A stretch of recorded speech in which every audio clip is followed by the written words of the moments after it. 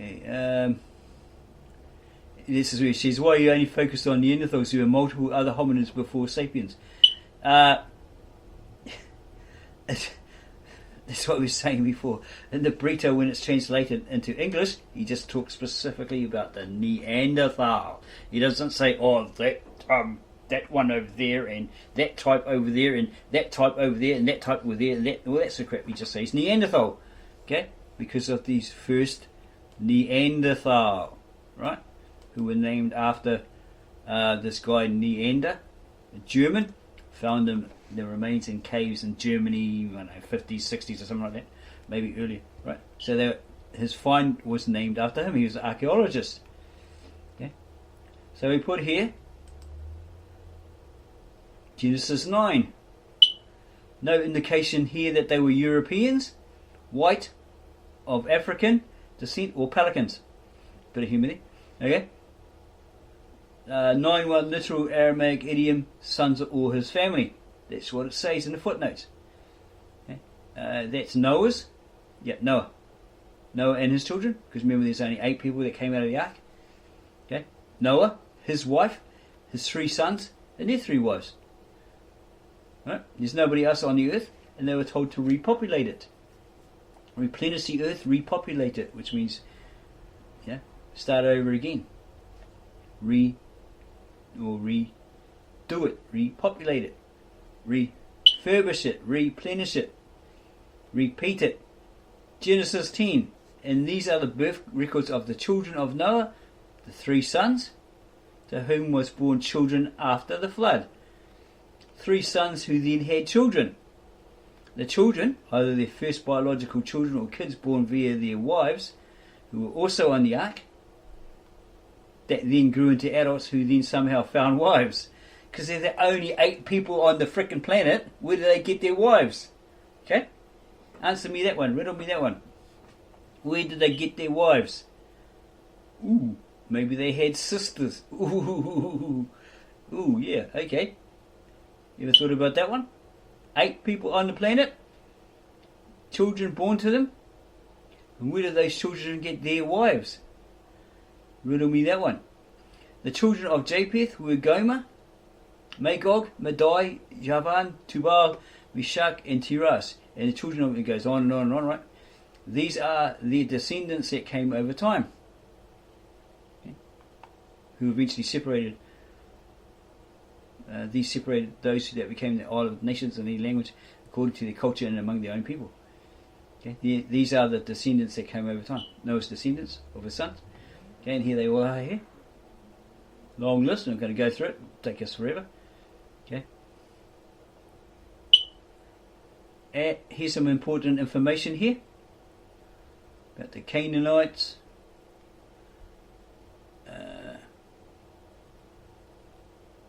And to Shem, Japheth's great brother, they were also born children who became the father of all the children of passage. What does that mean? The children of Shem were the Elamites, the Asherai, the later Assyrians, the Arpachshadai, the Lotians, and the Aramaeans. Those are those who spoke the language of their forefather Aram, i.e. the Aramaeans who spoke Aramaic Hebrew. And the children of Aram were Uz, Hul, Githa, and Mash. And to Arpachshad was born Shelah, and to Shelah was born Eber, the forefather of the Hebrews. The ancestor forefather of the Hebrews. Or the Hebrews. Whatever name you try to put to it, right? But here it says Eber. Okay? Hebrews, in your Americanized Bible version. And to Eber were born 2 sons. The name of the first one was Peleg. We used to think this was Peleg. Because during his age the land was divided, and the name of his brother was Joktan. And to Joktan was born right? Havilah, probably named after Abel, because his name was, well, wouldn't be named after Abel, but named after that land where Cain killed him and buried him in the Garden of Eden. Havil. See, his name was Havil. Abel's Aramaic name was Havil. Abel's Aramaic name Havil, supposed to be Cain, or Cain, kills him and buries him in the dirt somewhere in the east. east of the Garden of Eden, and that land becomes Havilah, which on old biblical maps points to modern Kuwait. And then Joab, all of these were the children of Joktan. And the foundation was blah, blah, blah, and the children of Shem, according to the tribes, languages, lands, and according to the people. These are the tribes of Noah. They were his descendants via his sons, according to their births and tribes and nations, and from split after the flood. Eventually, the world's people were named, known, or called, referred to as. Here's the footnotes. Literal 10:2. That's Genesis. What was it? Genesis. Where is it? 9. Okay, this is 10. Footnotes for 10:2. 10 verse 2. It's the first footnote. Literal Aramaic name Germans. That's what it translates as. 10:2:2. Literal Aramaic name Anglos. Probably the forefathers of the Anglo-Saxons.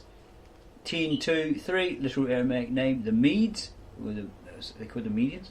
Something like that. 10:2:4. Literal Aramaic name Greeks. It doesn't say Nords or true Aryans with blonde hair or blue eyes who had superpowers, etc. 10:2:5. Literal Aramaic names. The last three names do not resemble any names that the translator, Victor N. Alexander, was or is familiar with at this time. His middle name is Nimrod, Victor Nimrod Alexander, not Isaac, as someone called Bennett on his blog tried to say that that's what he said it was. Okay, his middle name is Nimrod, similar to Nimrod, which his ancestry goes back to. He then had stated it would take some more research to find out the correct transliteration of the modern derivatives. Okay? Because all these names probably were in the modern Syriac, or the modern derivatives, right? 10:6. Literal Aramaic name Egyptians. 10:10. Literal Aramaic name, possibly where the name Iraq came from. Although Iraqis are predominantly now Arabs or Muslims, the name may have survived in the folklore of the minorities, the descendants that still inhabit the land of ancient Mesopotamia. Okay. 10:21. Literal Aramaic idiom Hebrews.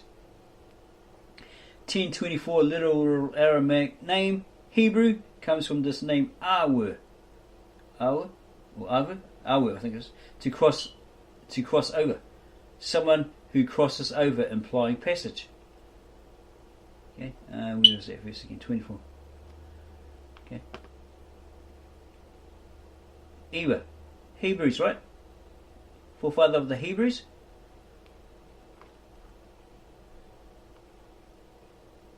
Someone or a group of people who cross over, implying passage. So they must have gone across a great lot of water. Probably those from the Exodus. Okay? And the parting of the Red Sea, etc. like that. Possibly. Or the other one where they went from one land across the Jordan and went into Israel. But I'd go with the first one. Okay, footnotes in regard to real names of Cain and Abel. Okay. Literal Aramaic, Cain. Cain, it means gain. The word is probably derived from the Aramaic. 4:2:1. Literal Aramaic, Havil. Abel. Ironically, it's probably where the word Abel came from. His name is Havil in the Aramaic. So, if Cain killed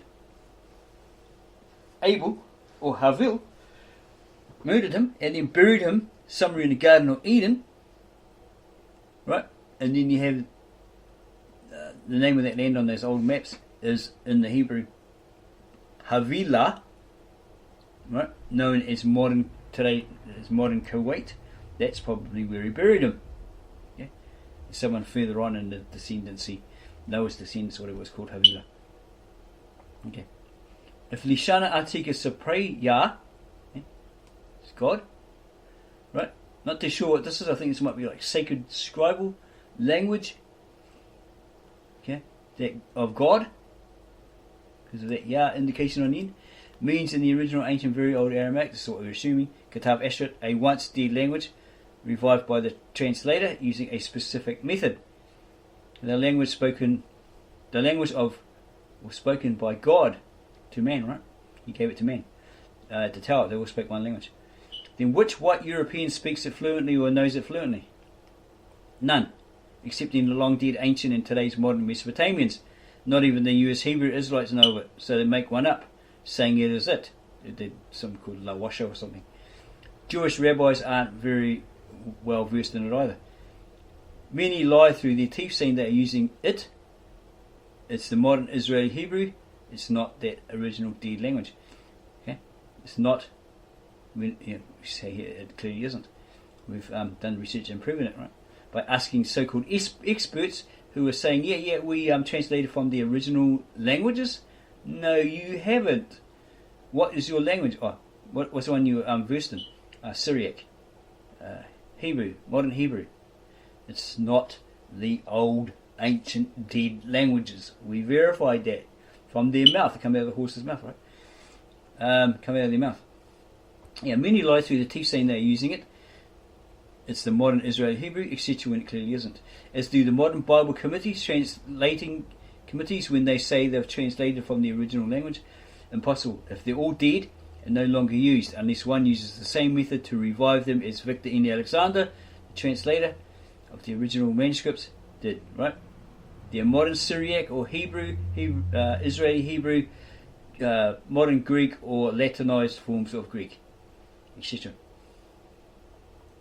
Okay, so here's the verification that we didn't say the Anunnaki created the Neanderthals. He's trying to twist it, say we did when we didn't, and this is what we said, what we stated.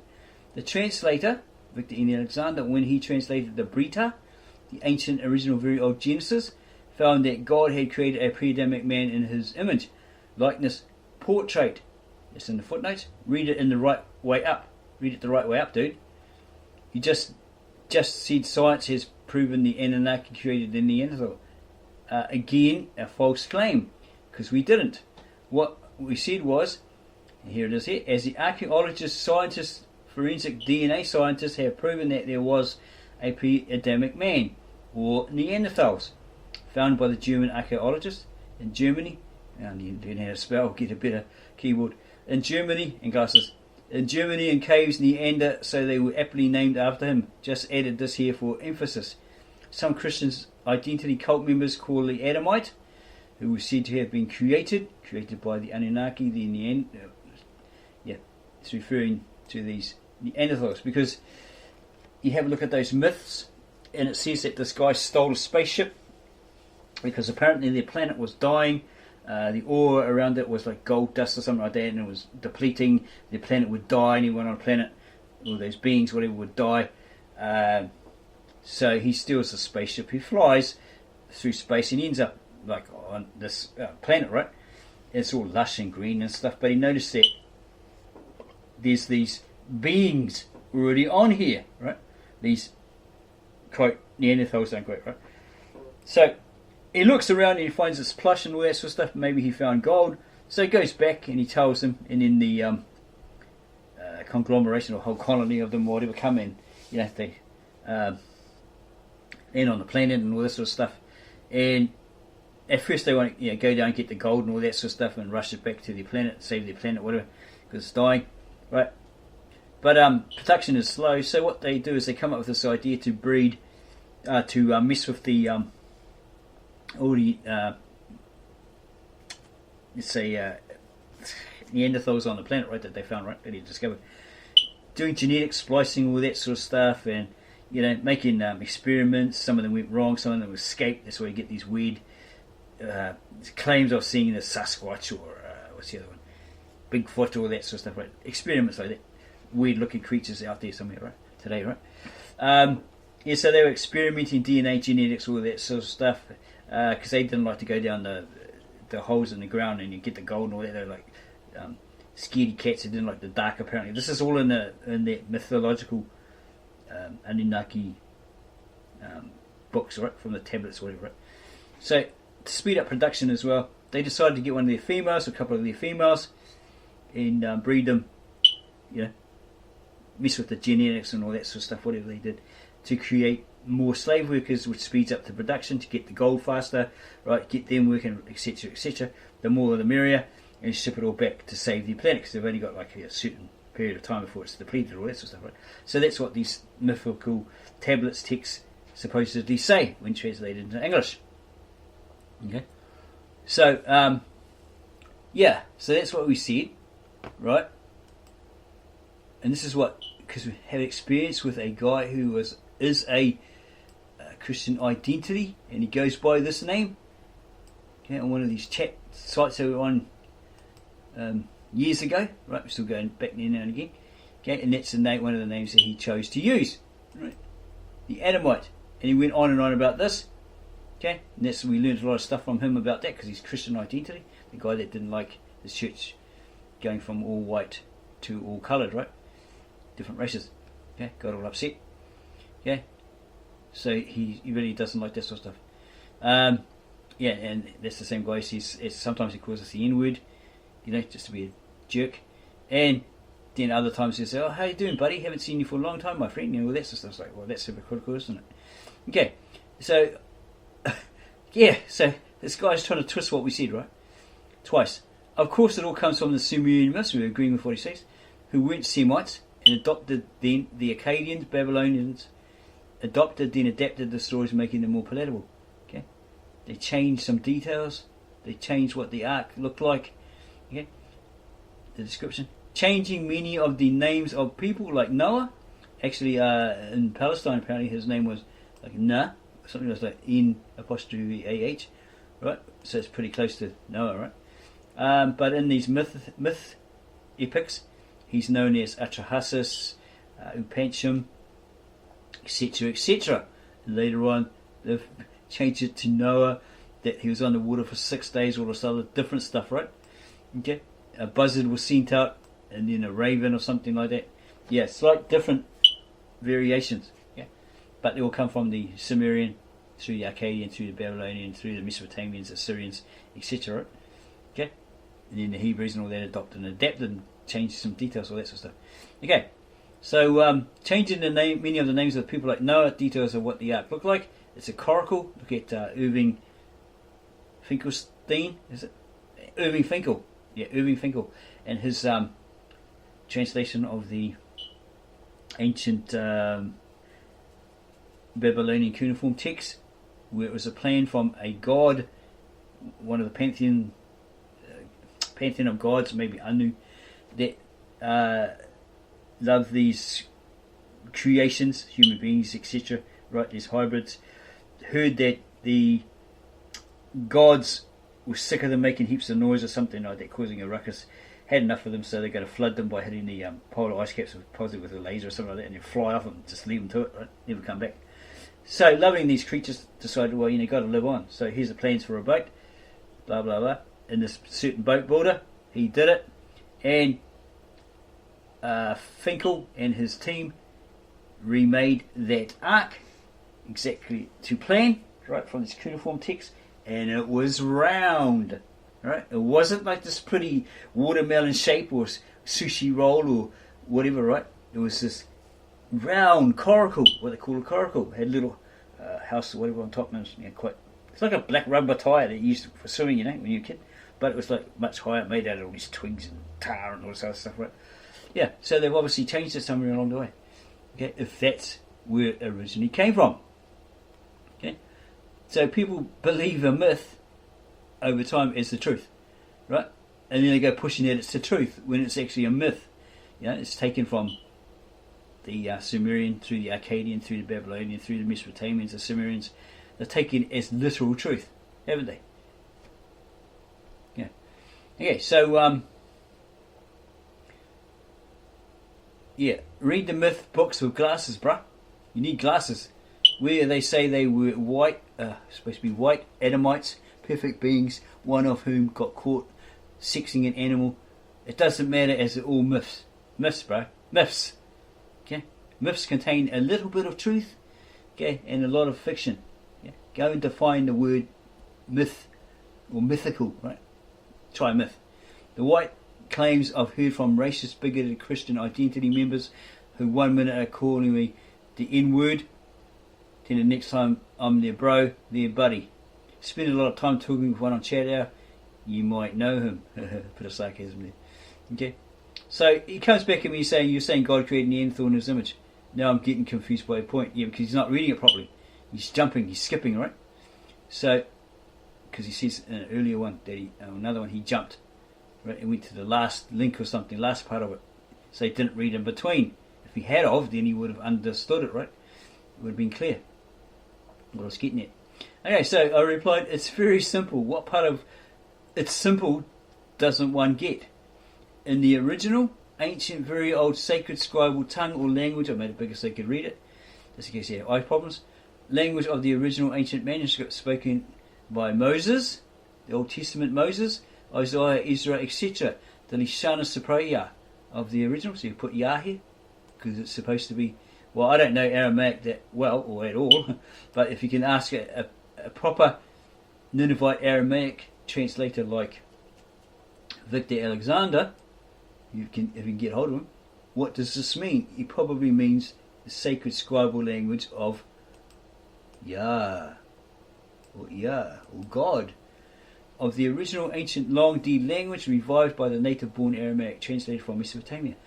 Old Testament dated around 800 BC, maybe 900, and later copied by monks, scribes in the 1st century AD. It was discovered when he translated the originals into the nearest English equivalent, staying faithful to what those manuscripts actually said. He was quite surprised.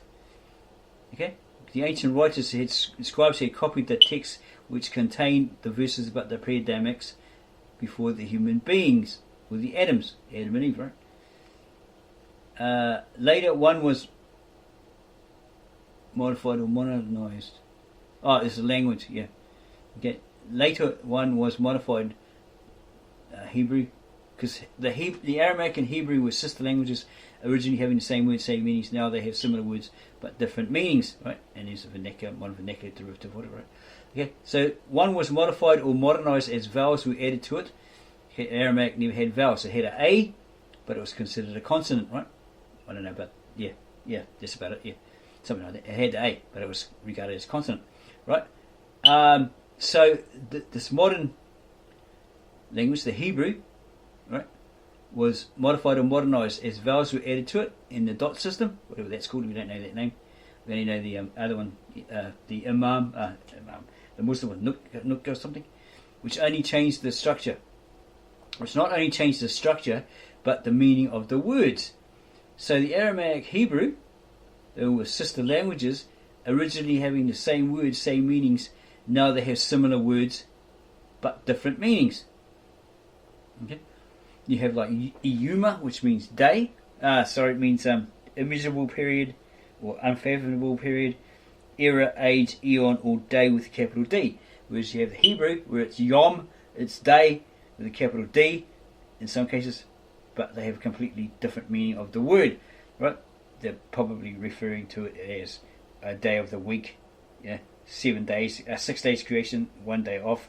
7 days, that's a week, etc., etc., like that. Unlike their sister language, where it's saying Iyuma, Y-U-M-A, which translates as, from the Aramaic into the English, immeasurable or unfathomable period, meaning that no man was here to say, right, God started at this time on this date, and he finished on this date and had a rest, right?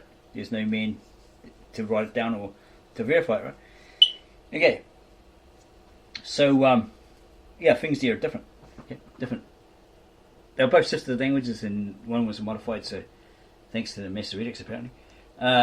Later on, right? If no such evidence exists today in any or all the top museums of Neanderthals, pre-Adamic man, like the Homo erectus, Homo cro-magnon, etc., then it's all fake. All those remains are fakes. It's all lies, etc. But their remains exist. If you go to those British museums, the Louvre, whatever it's called, in Paris, you might find these old bones there, right? But their remains exist. It's an established fact. Then we ask, if that's all lies, right? There's no such thing, right? Never happened. Then were we all really apes that evolved into humans, beings, as Charles Darwin and atheists, etc., claim? Or Sitchin, or what's his name, Mario Biglino, etc., claiming we're all alien hybrids, genetically created as slave workers, as many conspiracy theorists, etc., profess, like Zechariah Sitchin, Mario Biglino, etc. We are one or the other. We can't be both, right? Which one are we then? Of course, this guy doesn't answer questions, does he? If all are from myths, are sci-fi or other, we have many options to choose from. But we need to do real research and find the real truth, establish the claims of facts as facts through evidence that proves itself evident, and coming from writers who are proven infallible and irrefutable, because then you can deem their writings as infallible and irrefutable. As there's too much bacon sausage out there professed, told and sold us as the truth or the gospel, right? When it isn't, right? They're selling you that down the road. They're selling you a whole lot of baloney, right? It's all about control and all that sort of stuff. The Neanderthal remains are in the museums. Visit the British one sometime, or the Louvre in Paris. Where did Abraham originate from? He was a Chaldean, born in Ur of Chaldee, Mesopotamia, not from Orc, or the planet of the apes, or the Stargate Sector 9. Abraham later merged with the Hebrews tribe, Heber being the forefather of the latter Hebrews, as Isaac was the forefather of the Israelites. Ites means people. You got the British, yeah, Britons, Brit people. Men in, or Brit man, men in Genesis 6, from the line of Seth, the new holy line left their rightful place in the presence of God as children of God and chased after the unholy line's daughters, etc., because they were hot. And probably these Neanderthals souls were not filled with the Spirit of God, so followed the animal instinct, the animal nature. They were animalistic, as depicted through all of the info, facts, etc. on them. Okay, so you got a reply from him or something. So he said, dude, the reason why I say Neanderthals as it's translated is that in the beta into English, why they translated English. That's in reply to why are you using the one Neanderthal? Why aren't you? Because there's plenty, there's more and all this stuff, right? This is the answer to that. Okay. The reason why I say Neanderthals, I said Neanderthals as it's translated, is that in the beta into English by the translator in English. It doesn't go deep and say these Neanderthals, then that type of Neanderthals, then that one, then the other one, and then that one. Okay. Adams, the pre-Adams, the Neanderthals in English, so one will know what the translator is trying to get at or get across to people reading his now downed website, of which we found a way to resurrect it. And I alone so far am the only one allowed, by his permission, I guess, we're assuming, to research it, present it, as he is subscribed to my channel, ×2 I think, and approves of me doing it. He's given some great comments on it. As I'm doing it justice, doing it correctly, I hope, as it's copyrighted to him. Yeah, he could have pulled the, you can't do that, the copyright card, right? So much so that the Assyrians that I've asked questions of, like Ashur, etc., I probably have asked them some questions, I'm pretty sure I have, and other Assyrians, native-born Assyrians, have remarked that they are amazed at how a person from down under, near Antarctica, can pronounce their language and knows their religion and history so well. Apparently they can't stand their history, right? They don't want to talk about their religion. That's what a couple of them said, right, in comments under videos when I was talking to them. As a non-native born Aramaic speaking Assyrian, they're like just totally blown away. Okay? It's sort of guesswork, you know, like, well, I think this word sounds like that, you know.